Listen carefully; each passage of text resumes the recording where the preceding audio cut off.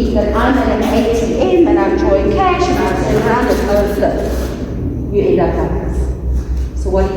Okay, if I'm at an ATM, this is what you do. Give me your money, here's the self-defense move. Very complicated, takes a lot of skill. It looks like that. That is the self-defense move. For give me your money. Because guys, I can take the gun, you know this. But when I take this gun and I disarm it, it's going to go off. Where is that bullet going to land? Because you are responsible for that. Even if you say, well, I was disarming a gun because I was being held up for money. Remember that the South African law is that right to life supersedes right to property. So if you are trying to defend your property, my money, and in the process you end up taking a life, no matter how you do it, that is going to land you in a lot of trouble and probably a lot of prison time too. But what happens now? You gave him your money, so you go to battle and support him over and use the thing because he's now the gun still there. Your life is defended. That's different. Now I'm not defending my property. I already handed it over. I've already handed it over. Now it becomes a direct, is there a direct threat on my life? Is the threat imminent? And is it against my property or my life? If it ticks those boxes, And if it's unlawful? Well, this is pretty unlawful. Yeah, just If it ticks those boxes, you say. Alright, so the gun is now presented to my abdomen. I need to try and avoid, this is apparently called now, we rename everything. It's called cordless hole puncher. No, okay, nobody gets a joke. It's Monday. It's a cordless hole puncher. Again. It punches the wall. Alright, never mind. Okay, so I now need to get rid of this gun, and the first thing I've got to do is clear it. Now, yes, I can clear it. You know that your hand position has to be high, near the gun. That I'm not going to teach all over again. You know your hand position needs to be near the gun. You know me having my hands there, because the minute I move, he's going to pull the trigger. My hand needs to be near the gun. But even if I move it in slow motion, how many holes can he shoot? About two. If the gun is here, and I do that, do you see that he can still shoot me? It's not going to clear it fast enough. So the first thing is distraction, the Hollywood act, distracting, more money, whatever, my car, my laptop, and I am going to not just move the gun out of the way, I'm also going to rotate myself. Now it's no good to do that, because if I don't get a grip on this, he's going to shoot me. So how am I going to do that? Krav Maga means close contact, close quarter combat, right? So the first thing you need to do is close this distance. This distance is miles in Krav.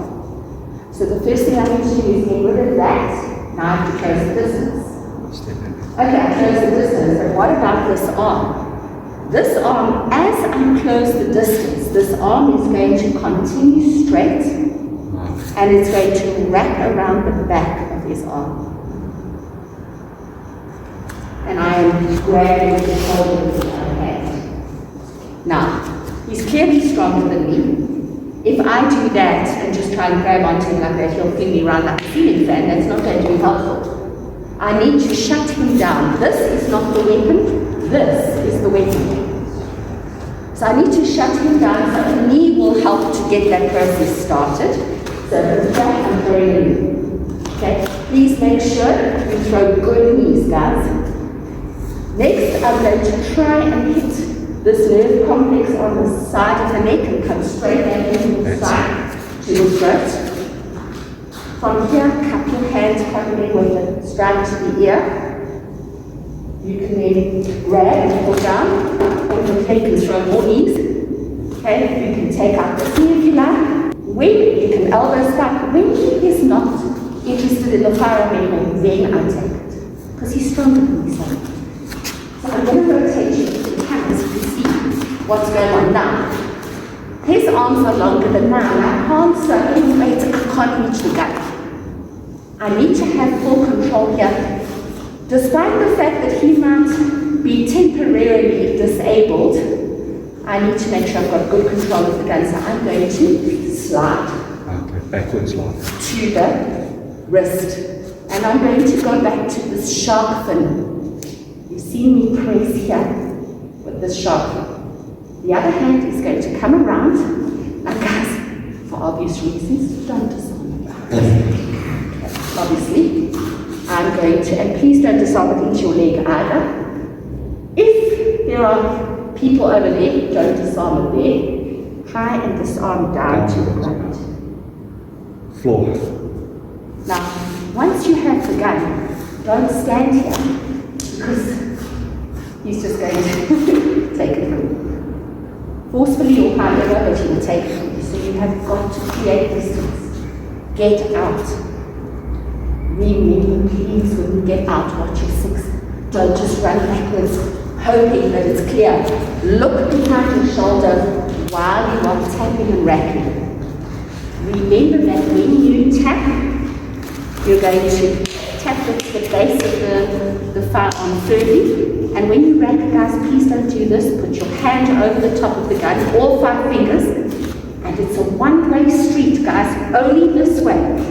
Do not do this and come back. You know that that causes a terrible jam, a double feed, you're going to be in trouble. One-way street only, this way, let it go. And from there, straight, you're going to get online and you're going to give instructions. Down! Don't go down. Okay, you point, you go down, on the ground, don't move. And here, distraction, look distracted yourself so that he's not expecting that. Guys, this is not one move and the knee a separate move. The whole thing is one move. Bang. Bang. 1, 2, 3, 4, 5, 6, 7, 8. Slide. Down. Get out. Back, back. Down. Okay. One more time. So from here. You're distracted, hands in your gun. Make sure that you're getting out. Make sure you deliver that. Restart. There. Bang. Bang. 1, 2, 3, 4, 5,